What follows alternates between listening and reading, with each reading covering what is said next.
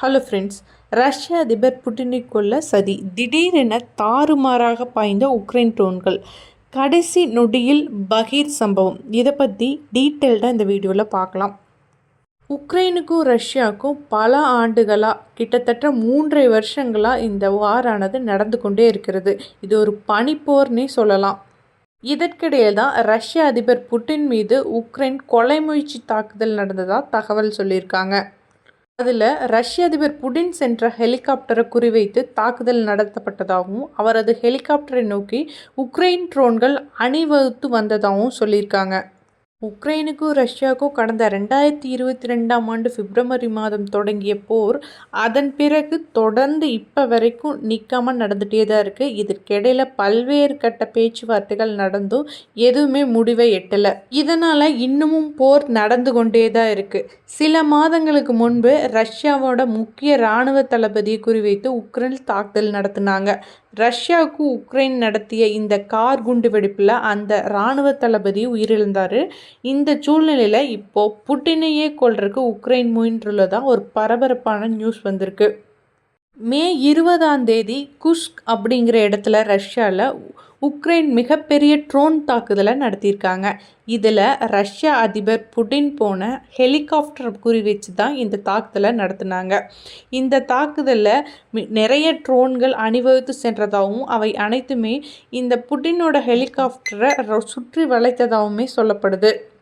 இருந்தாலும் கூட ரஷ்யாவோட வான் பாதுகாப்பு அமைப்பு இந்த ட்ரோன்களை எல்லாம் தடுத்து அழிச்சிட்டு தான் சொல்கிறாங்க.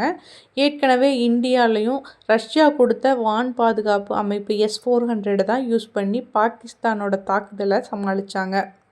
உக்ரைனோட ட்ரோன்கள் ரஷ்ய அதிபர் புட்டின் செல்லும் விமான பாதையை அடையிறதுக்கு முன்பே அந்த ட்ரோன்கள் எல்லாமே அடித்து நொறுக்கப்பட்டிருக்கிறதா சொல்லியிருக்காங்க. மே 20லேருந்து 22 வரைக்கும் உக்ரைன் ரஷ்யா மேலே மிகப்பெரிய ட்ரோன் தாக்குதலை நடத்தியிருக்காங்க. இது எல்லாத்தையுமே ரஷ்யாவோட வான் பாதுகாப்பு அமைப்பை யூஸ் பண்ணி கம்ப்ளீட்டாக ஸ்டாப் பண்ணியிருக்காங்க. ஸோ இதில் பார்த்திங்கன்னா டோட்டலாக 1170 ட்ரோன்களை அழிச்சிருக்காங்க ரஷ்யா. சில நாட்களுக்கு முன்னாடி தான் ரஷ்ய அதிபர் புட்டின் குர்ஸ்க் அப்படிங்கிற ஒரு பிராந்தியத்துக்கு, அது பார்த்திங்கன்னா ரஷ்யாவோட எண்டில் இருக்க ஒரு பிராந்தியம், அதுக்கு ட்ராவல் பண்ணியிருக்காரு ஹெலிகாப்டர் மூலமாக. அப்படி ட்ராவல் பண்ணும்போது தான் இந்த தாக்குதல் நடந்ததாக சொல்லியிருக்காங்க. இந்த ரஷ்யா உக்ரைன் மோதலை பொறுத்தளவு இந்த குஷ்க் அப்படிங்கிறது தான் ஒரு முக்கியமான இடமா மாறி இருக்கு. இதிலிருந்து தான் ரஷ்யாவோட படைகளெல்லாம் செயல்படுது.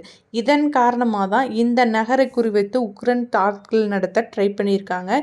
இருந்தாலும் ரஷ்யாவோட வான் தடுப்பு சாதனங்கள் இதை கம்ப்ளீட்டாக ஸ்டாப் பண்ணனால இதுக்கு யாருக்கும் காயமோ சேதாரமோ ஏற்படலை அப்படின்னு சொல்லியிருக்காங்க. உண்மையாகவே இந்த தாக்குதல் ரஷ்ய அதிபர் புட்டினை குறிவிச்சு தான் நடத்தப்பட்டதா இல்லையா அப்படின்னு தீவிரமான விசாரணை நடத்திட்டு இருக்காங்க. கடந்த ஜனவரி மாதமே புட்டினை கொல்ல அமெரிக்காவின் முன்னாள் அதிபரான ஜோ பைடன் நிர்வாகம் முயன்றதாகவும் அதனைத் தொடர்ந்து இப்போது மீண்டும் புட்டினை கொல்ல சதி நடந்திருக்கிறதாகவும் சொல்லப்படுது. ஆனாலும் அந்த குற்றச்சாட்டுகள் எதுவும் நிரூபிக்கப்படலை. இந்த மாதிரியான தாக்குதல் மூலமாக அமெரிக்கா தொடர்ந்து புட்டினை கொல்ல முயற்சிகள் மேற்கொண்டு வருவதை பற்றி நீங்கள் என்ன நினைக்கிறீங்க அப்படிங்கிறத கமெண்ட்ஸில் லீவ் பண்ணுங்கள்.